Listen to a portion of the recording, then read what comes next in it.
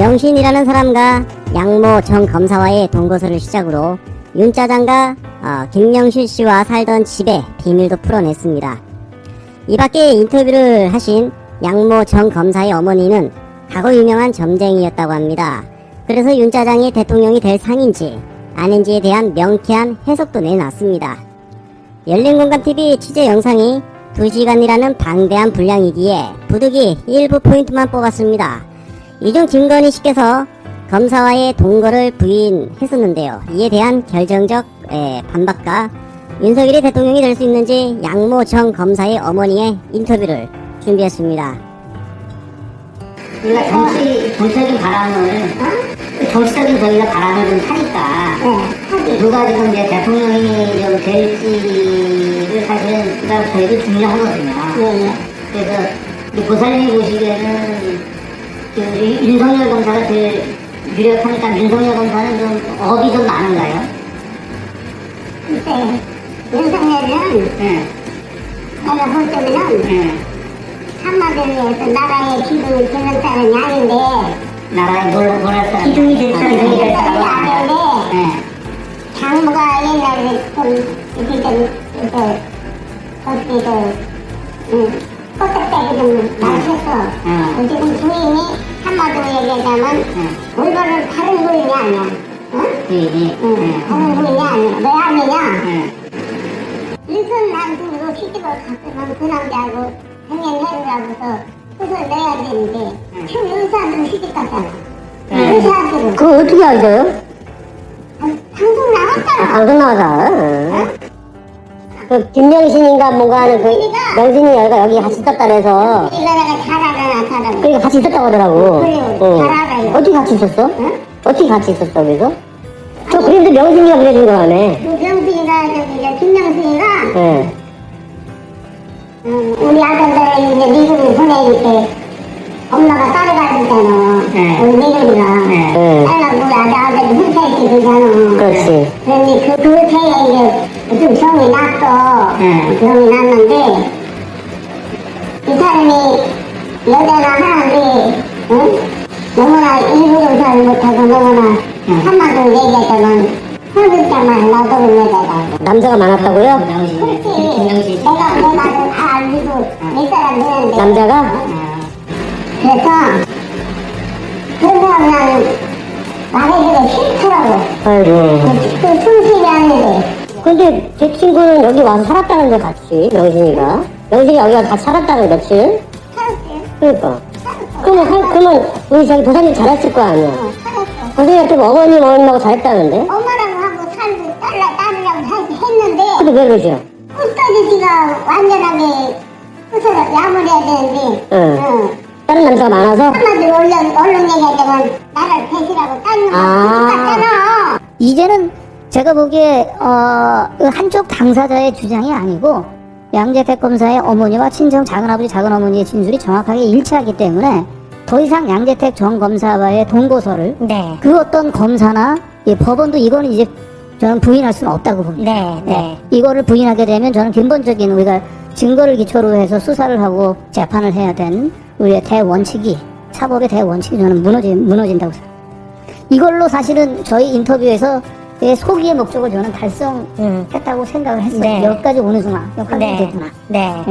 정리를 해보자면 윤석열이 대통령이 될 상인지 질문에 나라의 기둥이 될 상이 아니다 라는 양모 검사 어머니의 인터뷰를 들을 수 있었습니다. 그리고 윤석열이 문제가 아니라 장모가 문제다, 껄떡대는 장모가 문제다 라는 말도 했었는데요.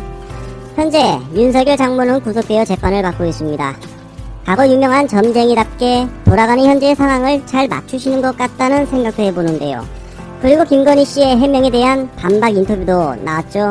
더욱이 당사자인 양모 검사의 어머니 주원이라 신뢰가 더 가는 대목이다. 저는 그렇게 생각을 합니다.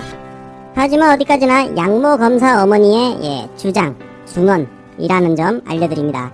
2시간가량의 풀버전 중 지금 보신 열린공감TV 영상은 아주 극히 일부분임을 알려드립니다. 정치락은 열린공감TV와 저작권 협의가 되어 있어서 알리고자 한 부분을 편집해 전해드렸습니다. 하지만 다시 한번 말씀드리지만 지금 들으신 정보는 아주 일부분이란 점 강조합니다. 더 많은 놀라운 내용은 열린공감TV 영상으로 접하시기 바랍니다. 더불어민주당이 법사위원장을 국민의힘에 넘겨주기로 야합한 것에 대해 추미애 전 법무부 장관에 이어 이재명 경기지사도 잘못된 거래라며 처배를 요구했습니다. 이재명 경기지사는 26일 추미애 후보께서 먼저 입장을 표명해 주셨다며 민주당의 대선 경선 후보님들께 법사위 양보 제고 및 권한 축소를 요청하는 공동 입장 천명을 제안드린다고 밝혔습니다. 먼저 이재명 지사는 이날 180석 거대 의석을 주신 국민 뜻과 달리 개혁 입법이 좌초될 수 있다는 우려에 공감한다고 했습니다. 그는 우리 민주당은 개혁에 대한 기대와 열망을 가지신 국민과 당원들의 큰 빚을 지고 있다며 당의 법사위 양보 제고를 간곡히 요청드린다고 강조했습니다. 하지만 이낙연 전 대표는 이날 우리 당 지도부가 여러 가지를 감안해서 판단했을 것이라고 생각하고 여야 간의 합의도 존중될 필요가 있다며 대선 후에 바뀐다면 그 전에 할 일을 다 처리해야겠다는 생각도 든다고 언급했습니다. 즉 야합이어도 그대로 약속을 지켜야 한다는 대조적인 입장을 보였습니다. 여기서 이낙연과 이재명, 추미애 후보의 다른 점이 확실히 드러나는 것입니다. 이낙연은 낡은 정치 관행이라도 당 지도부가 판단하고 적폐 정당인 국힘당과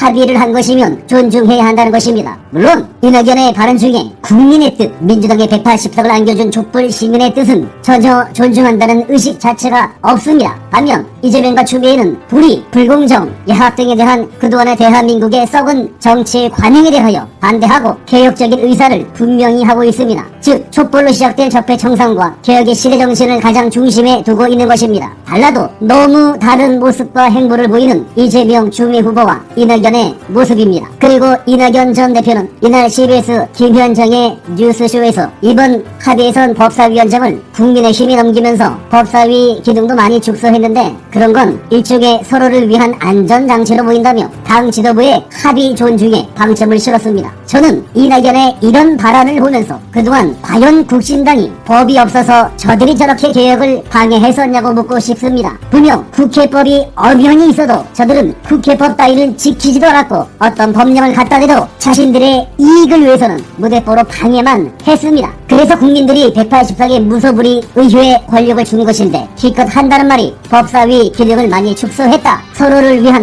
안전장치. 정말 국민을 어떻게 보고 저런 생각을 할 수 있는지 시간이 지날수록 이낙연에게 실망을 넘어 국진당과 어디가 다른가를 전혀 느낄 수가 없습니다. 그리고 김현정 앵커와의 인터뷰 중에서 이재명 지사의 백제 발언에 대하여 질문을 했을 때에도 중앙일보 기자들이 바보라서 그렇게 기사를 썼을까요? 라고 반문을 합니다. 저는 감히 말씀을 드립니다. 중앙일보 기자들이 바보는 아닐 수 있지만 기레기들이고 기사로 국민들에게 사기치는 기사기꾼이라고 생각합니다. 그런데 이낙연의 발언을 들어보면 이재명을 비판하는 조중동 언론들과 국진당이 바보가 아니니 국진당과 적폐 언론 카르텔의 말이 맞다는 것입니다. 그 말은 그것을 비판하는 국민들이 바보라는 것이 됩니다. 민주당 대선 경선에서 소위 똥파리라고 하는 기생충 같은 집단이 이낙연 캠프 쪽에 붙은 것 같다는 말들을 많이 합니다. 이런 상황을 볼 때마다 그 말에 철저로 동의가 됩니다. 저들은 그저 말꼬리를 잡고 없는 프레임을 씌우고 어딜 봐도 동지적 비판이 없습니다. 하긴 이재명 지사에 대하여 정책적으로는 승부를 낼 수 없으니 저런 식으로 저질스러운 네거티브와 마타도어를 하나 봅니다. 우리는 느끼고 또 알 수 있습니다. 적폐들은 국진당에만 있는 것이 아니라는 것을 전 아시아 대륙을 지배했던 대국 고구려도 결국 영계 소문사 후 장남 연남상의 배신과 내부 분열로 멸망하게 되었습니다. 그래서 내부의 적이 더 무서운 것입니다. 조중동에서 누구를 공격하고 누구를 칭찬하는지를 잘 봐야 됩니다. 조중동은 한 번도 이낙연을 비판한 적이 없습니다. 이낙연도